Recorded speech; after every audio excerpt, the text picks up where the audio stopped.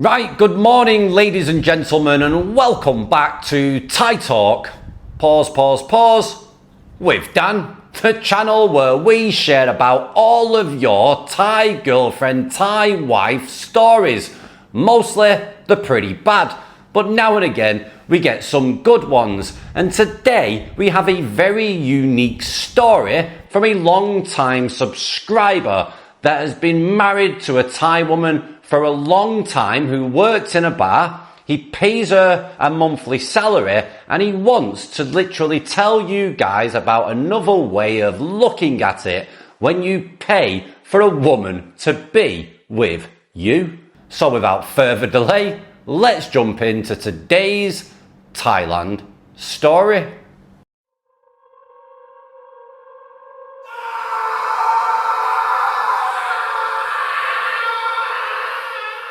Hi Dan, I love your stories of Cupid's car crashes when naive, love-lost phalanx meet charming but predatory, blood and money-sucking Thai beauties. But I thought I would try to explain how marrying a Thai lady can be one of the better decisions you can make.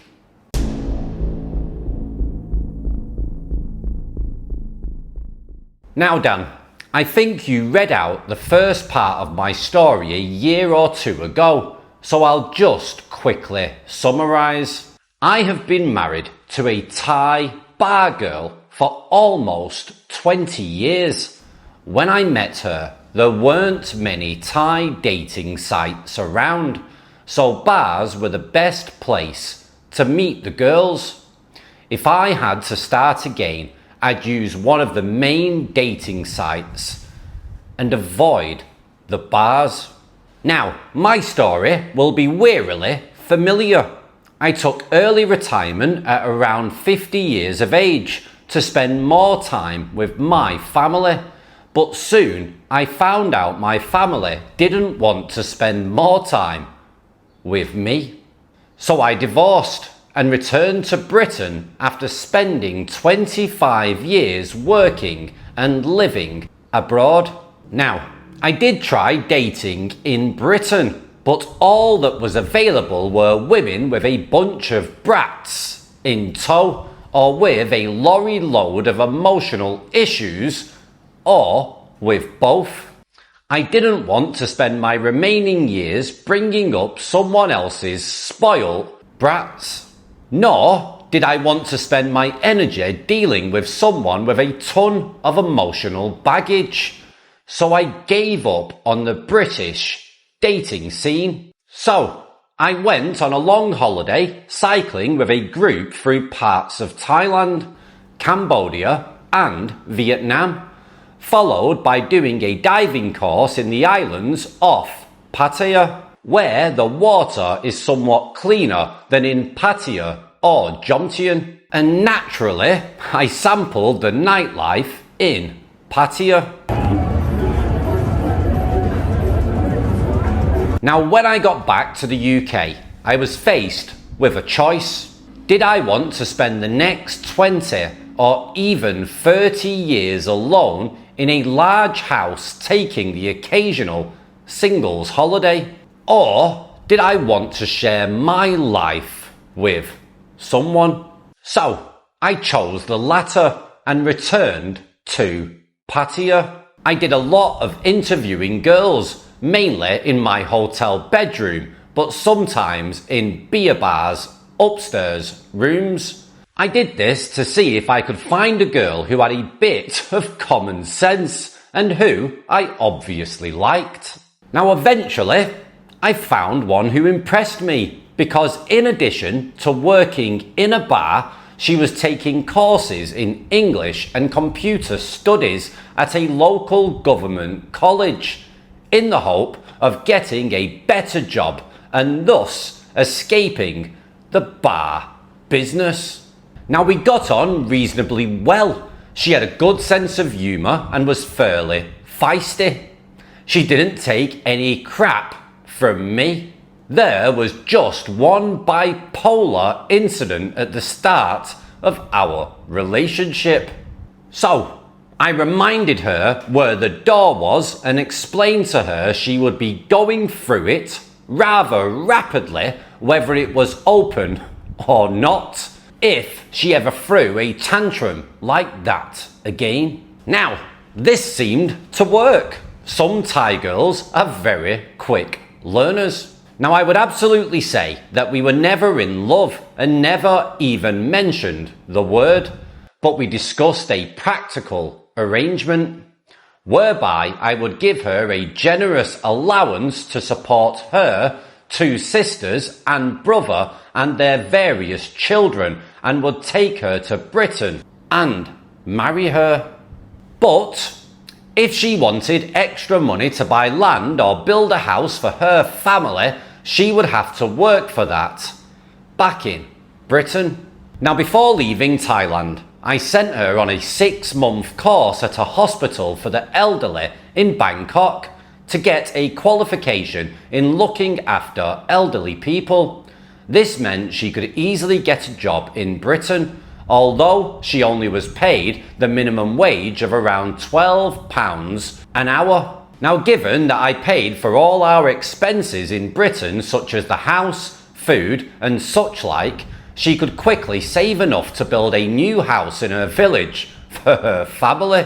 After all, a monthly minimum wage salary in Britain or anywhere in Europe, America or Australia would be equivalent to about 90,000 baht per month. I think that is the salary of a doctor or a lawyer in Thailand. So let's fast forward. She has now built a house for her family in her village. Incidentally, I have never visited her village or family and never intend to. Dealing with them is her problem and definitely not mine. Now, this lady is quite smart, as she passed both her British driving test and her life in the UK exam to get a UK passport on the first attempt. She was also an asset to my family, as she spent the last year or so of my mother's life looking after my increasingly frail, dementia-afflicted and insufferable mother, when no other care worker could cope with my mother's increasingly wild behaviour and eccentricities. Now, in addition to all of this, we go cycling, play tennis, go skiing, and we've taken many holidays together, including one 6-month trip around the world. My first marriage was to a doctor in one of the Scandinavian countries, and I loved learning a new language and the culture. Similarly, my Thai wife has given me a new lease of life by introducing me to Thai culture and the language. My life has been much better being spent with her than the alternative of sitting alone in my house with just Netflix and such like for company. Now, of course, if you're planning on having a permanent relationship with a Thai woman, you have to be very, very careful.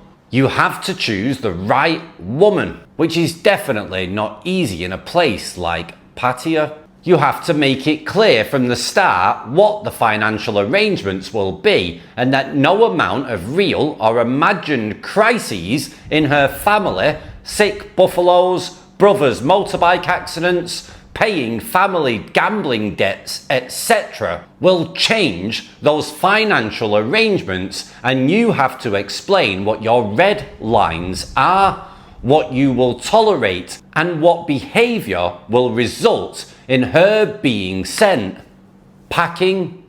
Now, in addition, it pleases me that her brother has been able to go to university and get a good job with the Thai government thanks to the allowance I pay her and her 2 nephews. They will similarly be able to attend university. Thus, the family will move from being rice farmers to being educated middle class. So my money seems to be doing some good. Now, moreover, some readers who visit Pattaya may remember seeing a very old Thai man selling barbecued squid on the beach. Usually, he is followed by a small 3 or 4-year-old girl. The girl is his great-granddaughter. I have offered to pay for her schooling as I guess the family can't have too much money. It's not expensive and it does a lot more good than me paying lots of tax to the British government to waste or giving any money to some Western charity where the bosses pay themselves a 6-figure salary. And they also live in luxury at the expense of people donating money, expecting it to go to good causes. As for the issue, am I just paying someone to be with me? I guess that the answer must be yes.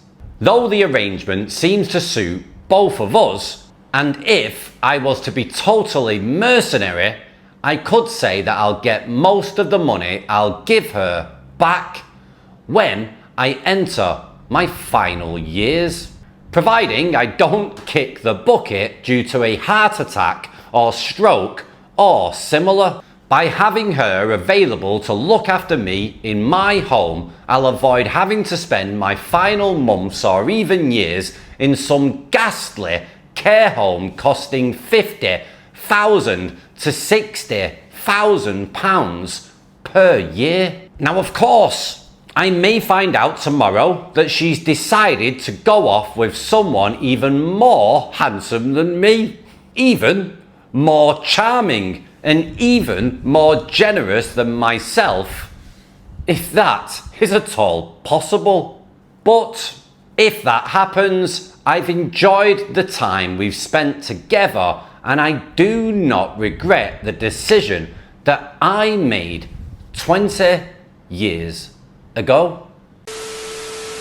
Right, ladies and gentlemen, quite a unique story. This guy has admitted that he pays for this woman to be with him, but he is extremely happy. His eyes are wide open and he seems to know what the hell he is doing. What do you think about this setup that this guy has with a Thai woman?